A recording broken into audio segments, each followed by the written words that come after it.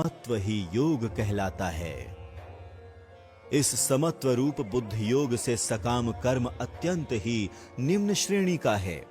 इसलिए हे धनंजय, तू समबुद्धि में ही रक्षा का उपाय ढूंढ, अर्थात बुद्धि योग का ही आश्रय ग्रहण कर, क्योंकि फल के हेतु बनने वाले अत्यंत दीन हैं।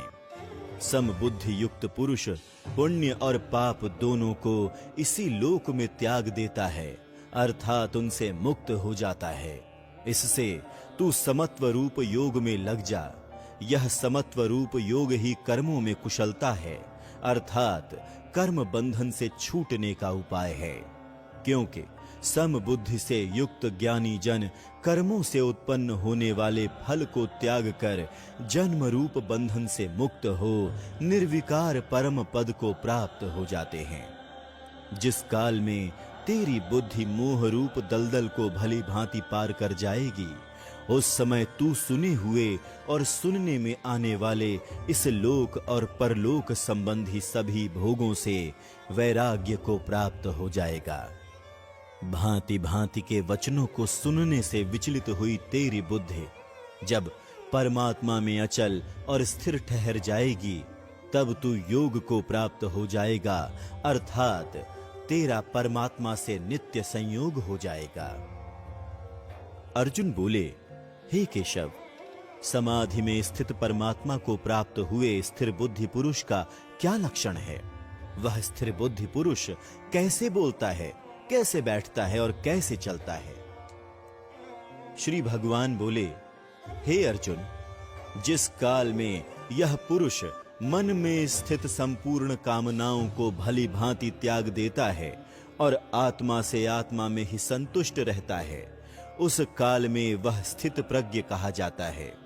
दुखों की प्राप्ति होने पर जिसके मन में उद्वेग नहीं होता, सुखों की प्राप्ति में जो सर्वथा निष्पृह है तथा जिसके राग, भय और क्रोध नष्ट हो गए हैं, ऐसा मुनि स्थिर बुद्धि कहा जाता है।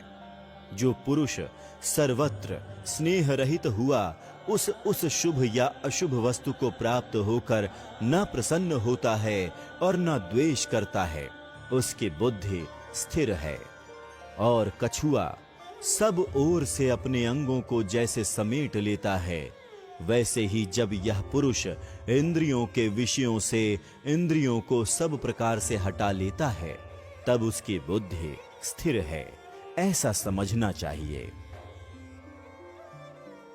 इंद्रियों के द्वारा विषयों को ग्रहण न करने वाले पुरुष के भी केवल विषय तो निवृत्त हो जाते हैं, परंतु उनमें रहने वाली आसक्ति निवृत्त नहीं होती। इस स्थित प्रज्ञ पुरुष की तो आसक्ति भी परमात्मा का साक्षात्कार करके निवृत्त हो जाती है। हे अर्जुन, आसक्ति का नाश न होने के कारण ये प्रमथन स्वभाव वाली इंद्रियां यत्न करते हुए बुद्धिमान पुरुष के मन को भी बलात् हर लेती हैं। इसलिए साधक को चाहिए कि वह उन संपूर्ण इंद्रियों को वश में करके समाहित चित्त हुआ मेरे परायण होकर ध्यान में बैठे, क्योंकि जिस पुरुष के इंद्रियां वश में होती हैं, उसी की बुद्धि स्थिर हो जाती है। विषयों का चिंतन करने वाले पुरुष की उन विषयों में आसक्ति हो जाती है। आसक्ति से उन विषयों की कामना उत्पन्न होती है और कामना में विघ्न पड़ने से क्रोध उत्पन्न होता है। क्रोध से अत्यंत मूढ़ भाव उत्पन्न हो जाता है। मूढ़ भाव से स्मृति में भ्रम हो जाता है। स्मृति में भ्रम हो जाने से बुद्धि अर्थात ज्ञान शक्ति का नाश हो जाता है और बुद्धि का नाश हो जाने से यह पुरुष अपनी स्थिति से गिर जाता है।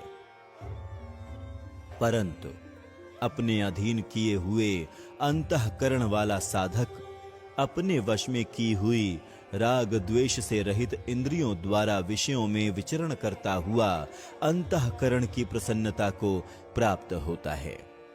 अंतःकरण की प्रसन्नता होने पर इसके संपूर्ण दुखों का अभाव हो जाता है और उस प्रसन्न चित्त वाले कर्म योगी की बुद्धि शीघ्र ही सब ओर से हटकर एक परमात्मा में ही भली भांति स्थिर हो जाती है। न जीते हुए मन और इंद्रियों वाले पुरुष में निश्चयात्मिका बुद्धि नहीं होती, और उस अयुक्त मनुष्य के अंतःकरण में भावना भी नहीं होती, तथा भावनाहीन मनुष्य को शांति नहीं मिलती, और शांति रहित मनुष्य को सुख कैसे मिल सकता है? क्योंकि जैसे जल में चलने वाली नाव को वायु हर लेती है, वैसे ही विषयों में विचरती हुई इंद्रियों में से मन जिस इंद्रिय के साथ रहता है, वह एक ही इंद्रिय इस अयुक्त पुरुष की बुद्धि को हर लेती है। इसलिए हे महाबाहो, जिस पुरुष की इंद्रियां इंद्रियों के विषयों से सब प्रकार निग्रह की हुई हैं, उसी की बुद्धि स्थिर है। संपूर्ण प्राणियों के लिए जो रात्रि के समान है, उस नित्य ज्ञान स्वरूप परमानंद की प्राप्ति में स्थित प्रज्ञ योगी जानता है, और जिस नाशवान सांसारिक सुख की प्राप्ति में सब प्राणी जागते हैं, परमात्मा के तत्व को जानने वाले मुनि के लिए वह रात्रि के समान है। जैसे नाना नदियों के जल सब ओर से परिपूर्ण अचल प्रतिष्ठा वाले समुद्र में उसको विचलित न करते हुए ही समा जाते हैं, वैसे ही सब भोग जिस स्थित प्रज्ञ पुरुष में किसी प्रकार का विकार उत्पन्न किए बिना ही समा जाते हैं, वही पुरुष परम शांति को प्राप्त होता है, भोगों को चाहने वाला नहीं। जो पुरुष संपूर्ण कामनाओं को त्याग कर ममता रहित, अहंकार रहित और स्पृहा रहित हुआ विचरता है, वह शांति को प्राप्त होता है, अर्थात वह शांति को प्राप्त है। हे अर्जुन, यह ब्रह्म को प्राप्त हुए पुरुष की स्थिति है। इसको प्राप्त होकर योगी कभी मोहित नहीं होता, और अंत काल में भी इस ब्रह्मी स्थिति में स्थित होकर ब्रह्मानंद को प्राप्त हो जाता है।